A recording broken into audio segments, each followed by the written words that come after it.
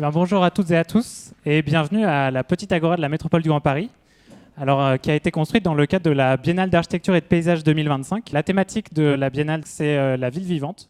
L'idée, c'était de dire que pour une ville vivante, il fallait justement que ce soit une ville dont on parle, et donc de faire parler justement les différentes personnes dans la ville, c'est ce qui la rendait vivante, en échangeant des perspectives, d'où le fait de convier plein d'acteurs et d'actrices différents de la ville, que ce soit des élus, des étudiants, mais aussi des scolaires, aussi donc des artistes, des architectes bien sûr, des paysagistes, des chercheuses, chercheurs, pour discuter de cette ville vivante et de plein de manières différentes.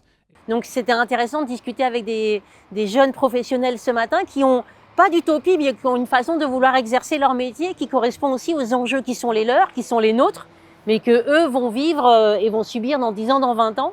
Et je les trouve très en anticipation, et c'était en ça que les échanges étaient extrêmement riches. Ce matin, les étudiants qui ont travaillé soit à Bagneux, soit à Nanterre ont présenté tous leurs projets. De ça, on a retenu à peu près 4 grands thèmes que je vais vous énoncer là. Le premier point, que ce soit à Bagneux ou à Nanterre, c'est, comme dirait Patrick Bouchin, l'effet structurant des infrastructures. Donc là, comment est-ce qu'on fait avec l'existant ? Et surtout, comment on fait avec l'existant qui est vraiment le plus structurel et parfois pas forcément le plus esthétique. Le deuxième thème, c'est celui du vivant, ce qui tombe plutôt bien vu le thème de la Biennale. Et donc là, le vivant, c'était dans un sens très large, c'était déjà prendre en compte l'aspect des sols. La troisième, c'est une méthode qui a été présentée par l'un d'entre eux comme plutôt inductive. Donc rester longtemps sur le terrain, faire des entretiens avec les habitants, les usagers, les étudiants, les associations, etc. Et enfin, la dernière question, c'était la question des usages, donc qui rejoint un petit peu cette idée d'enquête. Les étudiants se sont beaucoup plus intéressés aux usages et à faire un effort de ne pas trop programmer justement les futurs lieux pour laisser vraiment les lieux vivre, avec cette idée quand même de créer des lieux de rencontres, de manifestations, de communs. Je suis étudiante à l'ENSA de Paris-Malaquais. Nous avons eu l'idée de travailler sur les animaux car on a découvert qu'il y a de moins en moins d'animaux en région parisienne et notamment des oiseaux.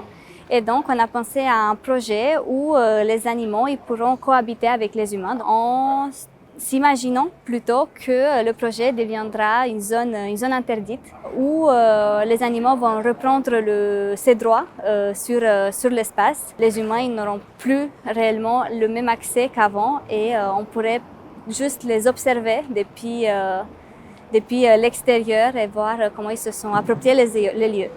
Dans un Paris à plus 4 degrés, et du coup dans un Bagneux à plus 4 degrés, ce genre d'espace souterrain, dans quelle mesure est-ce qu'ils peuvent être pensés par nous, les architectes, mais aussi en collaboration avec les administrations? Est-ce qu'il y a un urbanisme souterrain en fait dans nos villes en ce moment, notamment en pensant aux besoins parfois d'avoir, j'imagine, des îlots de fraîcheur? On parle beaucoup en ce moment de la participation, le chantier participatif, le socio-participatif, l'habitat participatif. Et c'est quelque chose de très souhaitable, c'est quelque chose que je pratique aussi.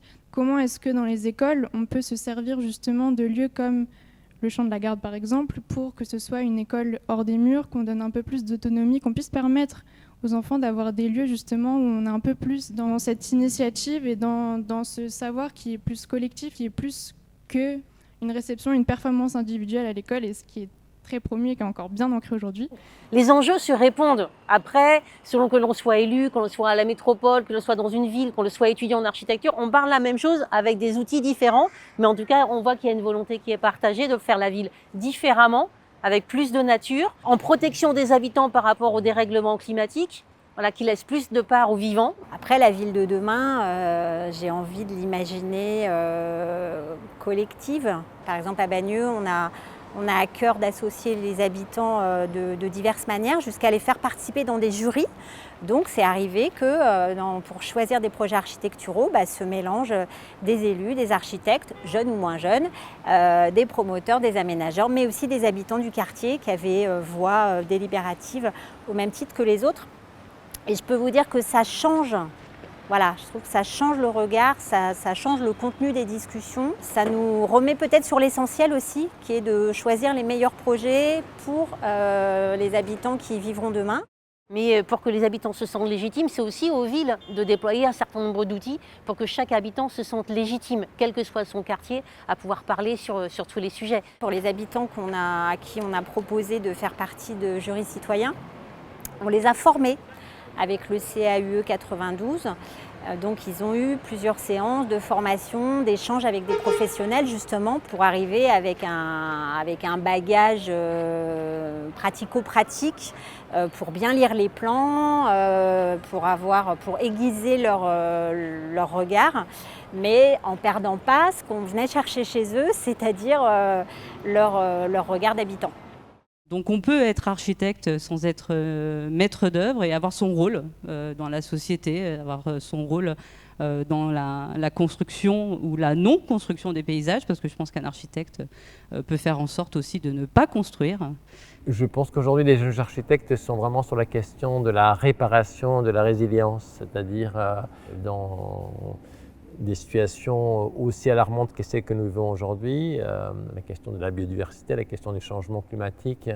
Il est important aujourd'hui de repenser la façon et la place de l'architecte. Donc il s'imagine dans une place très différente de la place classique. Au lieu de construire des immeubles, c'est vraiment réparer, transformer des bureaux en logements, prendre soin du vivant, prendre soin de la biodiversité et faire en sorte que l'architecture soit là pour vraiment chercher des solutions, travailler au plus proche des habitants, réparer, faire des choses qui peuvent aussi être expérimentales et éphémères et ne pas être dans une déferlante de bétonisation telle qu'on a pu la vivre lors des 50 dernières années.